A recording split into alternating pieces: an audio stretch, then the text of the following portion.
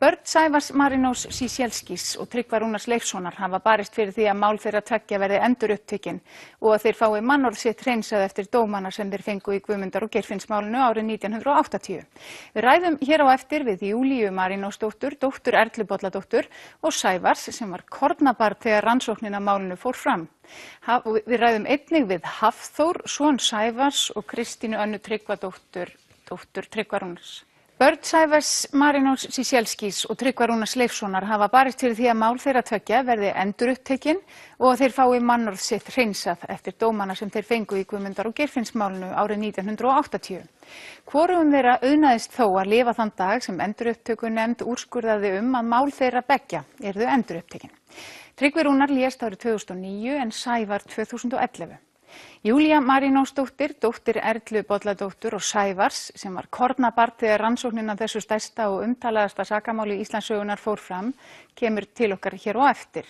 Hafþór, sonur Sævars, kemur einnig ásamt Kristínu Önnu Tryggvadóttur, dóttur Tryggva Rúnars, en hún kom fram með dagbækur hans árið 2011. Við það urðu straumhvörf í málinu. En fyrst ætlum við að sjá viðtalsbrot frá árinu 1996 og 97 þar sem rætt var við Sævar og Tryggva þegar tilstóð að sækja endurupptöku á málinu.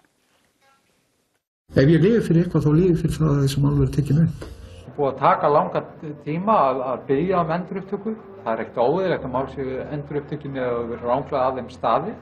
Eins og ég bend á að ég tel að rannsóknaraðilar hafi gerst brotlegir við upphaf máls með því að saka mann refsiverða verkna sem engin fótur var fyrir. Bjartsýnn á að máli verði endurupptekið? Ég sé ekki nokkur vafi það að máli verði tekið upp. Íslensk stjórnvöld bera að taka á þessu. Trúið þið núna að almenningur vill, fólk vill fá að vita sannleikann. Það skeiði þarna hérna á þessum tíma. Menn brutu á mér og fleiri þarna og hérna rannsóknarlögreglumenn, fangaverðir, þeir hérna gengu á langt. Maður látið viðurkenna á sig ranga sakir. Og hérna, og menn gengu á langt. Og hérna, ég fekk að dúsa í fleiri ár fyrir það sem ég gerði ekki. Og það sem ég vil fjölskyldunum vegna og mín, ég vil að sannleikurinn komi í ljós og ég trúi því. Ég trúi því að ef þetta mál verði tekið upp, að það komi ýmislegt í ljós. Og ég trúi því líka að hérna, þó það verði ekki nema það að það verði sannað að menn gengu á langt þarna.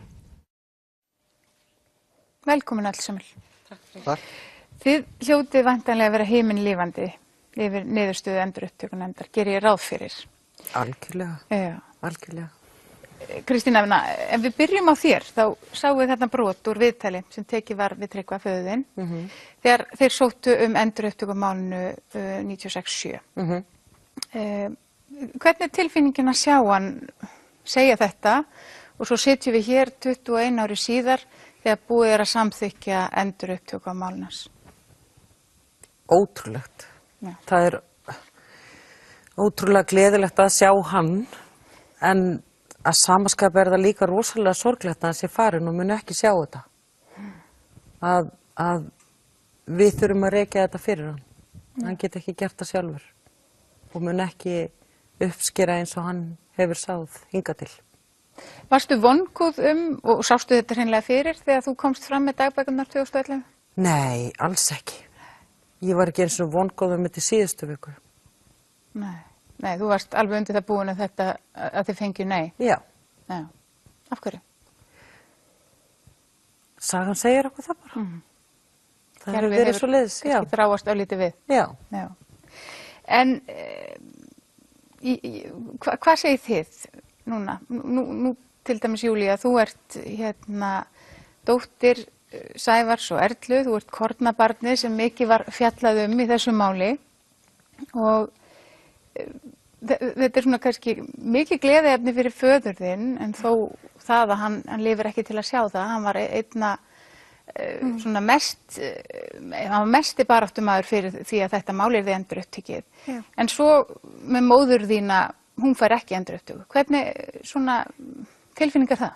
Það er svolítið sérstakt. Þetta er svolítið erfitt að sjá það, að að þessi þáttur ranga sakagiftir eru ekki teknar með og mér finnst það svona vera dökkur blettur á þessu annars jákvæðri niðurstöðu sko. Að En þið byggust við að fá þetta, já, í raun og veru að öll mál eru endur upptekin. Algjörlega, Já. algjörlega. Hvað segir þú þetta, Hafþór? Sko, ég meina, sjálfsögðu frábært að loksins segja að taka upp Guðmundar og Geirfinnsmál sem löngu hefði átt að gera. Sko, varandi rangar sakagiftir, þá það auðvitað frálegt, sko, ég er hreinskilni sagt að það sé ekki tekið með. Og sko, rökstuðningur endurupptökunefndar, hvað þetta varðar, svona pínu einkennilegur. Að því að sko, það ásetningur sem skilyrði fyrir því að það sé hægt að dæma fyrir rangar sakagiftir. Og endurupptökunefnd í úrskurði sínum rekur það mjög vel. Sko eins og til dæmis með pappa, þú veist hvernig honum var talin trú það að Erla og Júlía, sem þú veist, ég veit ekki hversu marga vikna gömul þú varst, 10 vikna. Sko, voru í lífshættu frá okkur mönnum. Og þetta allt saman ekki. Og hann skrifar undir einhverja skýrslu til að hjálpa einhverjum lögreglaaðilum að vernda barnsmóður sína og dóttur sína. Og þá hefði maður haldið, fyrst þeir voru í gæsluvarðhaldi á þessum tíma sem að þeir bera þessa fjórmenningar röngum sökum, að þeir fengju mögulega endur upptöku að því að það búið að sýna fram á að þarna var einangrunarvist mikil, það var harðræði, voru langar yfirheyrslur, en það engin greinarmunur gerður að því. Nei, þetta bara svona, þetta svolítið furðulegt sko. Og endurtökunefndin segir það sko að skýringar á því hvers vegna að þeir skrifaðu mögulega undir einhverja skýrslur hérna hjá lögreglu sem að sko komu þessum klúbbsmönnum síðan allt í einu inn sko sem að lögreglan auðvitað ákvað að setja þarna inn.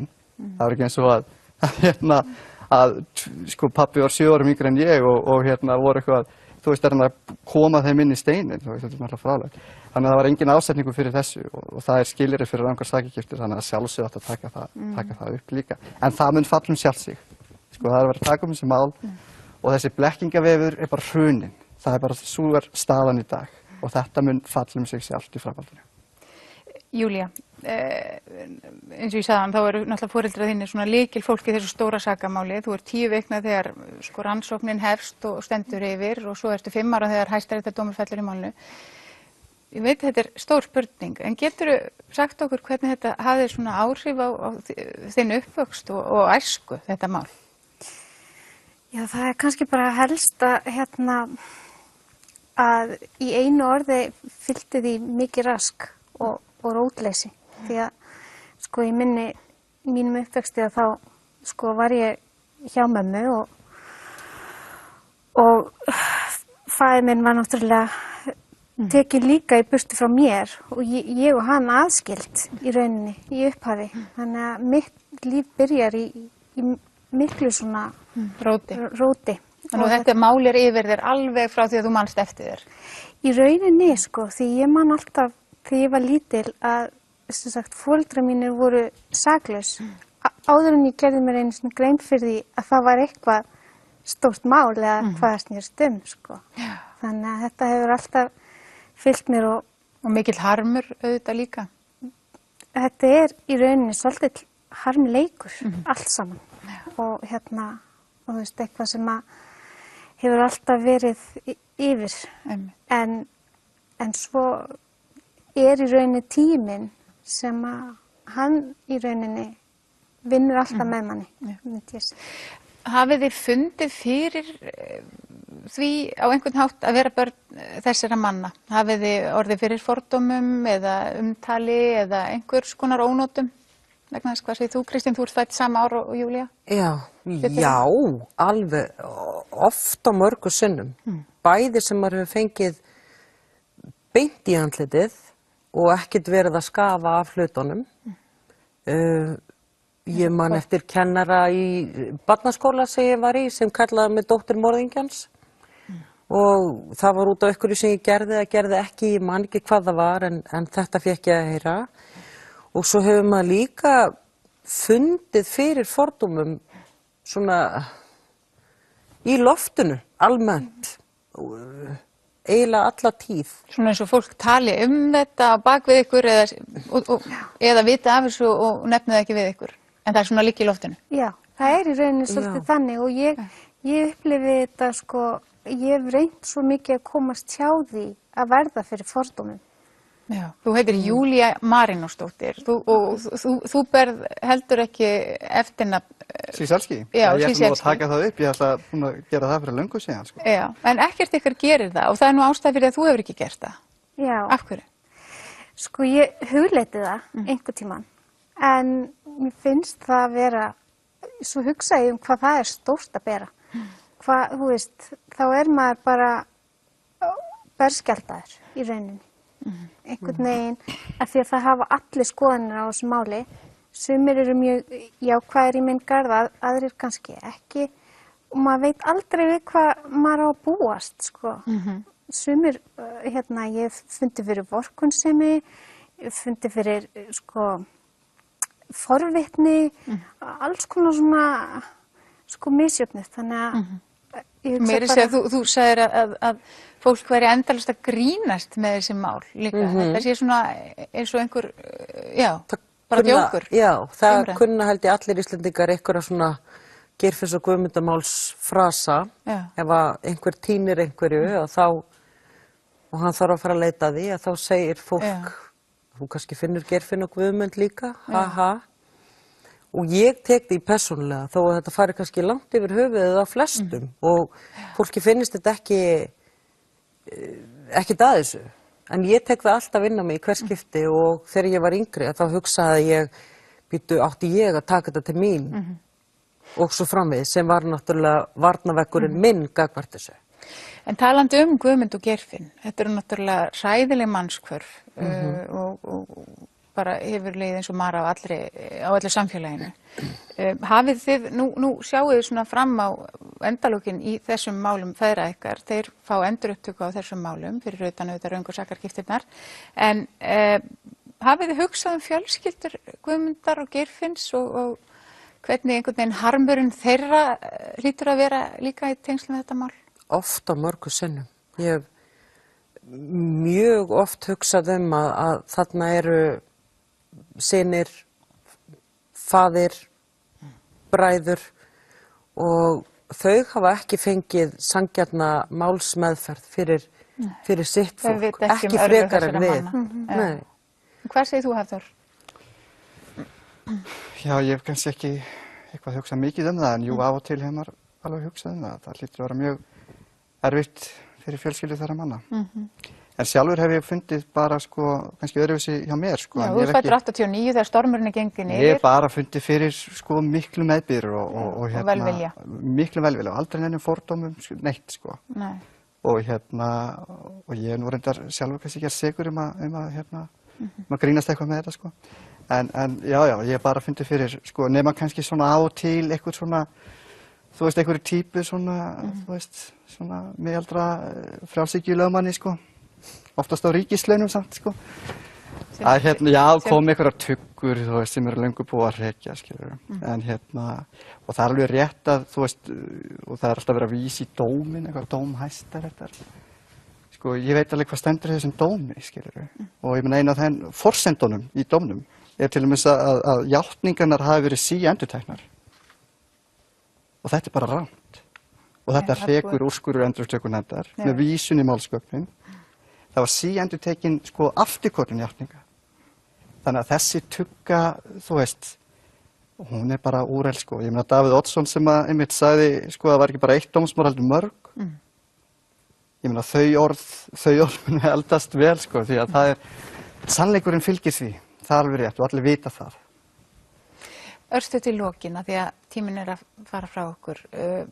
Það er komin samþykkt fyrir því að málin verði endurupptekin. Hvað gerist svo? Hvað tekur við? Og óttastu að það fari ekki lengra ef til vill? Já, hingað til hef ég hugsað að fá sýknun er nóg fyrir mig. Það er búið að vera að breytast á síðustu dögum, allavega fyrir mig. Og nú sé ég, eða hugsa fyrir mig að ég þurfi meira einhvern veginn. Það er ekki víst að það verði svolítið á endanum þegar allt kemur til kastana. En það verður að gera þessi mál upp. Eins og pabbi sagði hérna í innslaginu áðan, fyrsta sem hann segir, samfélagið verður og vill fá að vita sannleikann.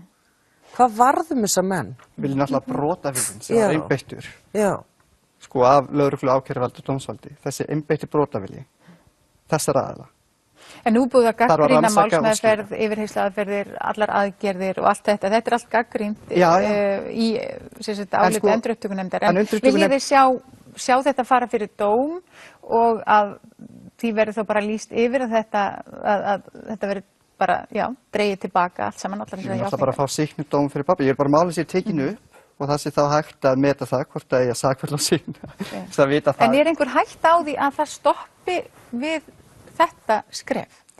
Ég nefnilega er svo hrædd núna af því að mér finnst taka við einhver óvissa. Ef það verður ekki gefin út ákæra til dæmis, ég meina, er það möguleiki? Við sjáum bara hvernig það fer. Nú er Sigríður Á Andersen lýsti yfir að hún telli starf Davíðs Þórs Setts, ríkissaksóknara, lokið þessu máli. Og þá er hún bara að setja nýjan saksóknara og sá saksóknari verður þá að taka afstöðu til þess hvernig hann vil halda málinu. Af því að nafna hennar Sigríður Fríðjónsdóttir hefur lýst sig vanhæfa í þessum máli áður. En ykkur finnst þessi niðurstaða ekki nægileg, það verður að fara lengur? Þessi niðurstaða, við viljum auðvitað fara fram á þetta til þess að máli getur verið tekið aftur upp, til þess að þau getur verið sýknuð, fá tækifæri til þess að þau getur fengið sýknu frá dómstólum, skilur. Það myndi taka sýknuninni feginsendi, en málin eru ekki búin þar. Það eru ennþá 2 fjölskyldur sem vita ekki hvar fólkið þeirra hvar menninni þeirra eru. Það eru líka fullt af fjölskyldum sem eru þarna úti sem skilja kannski ekki alveg hlutina. Það eru lögreglumenn, fangaverðir og svo framvegis. Allir sem komu einhvers staðar að þessu máli. Það var allstaðar pottur brotinn. Það þarf að skoða þetta. En frekar? Ég er ekki að tala um að það eigi að fara að refsa fólki eða neitt svoleiðis. En það þarf að skoða þetta og viðurkenna mistökin. Við sjáum hvað setur. Þakka ykkur kærlega fyrir komuna. Takk.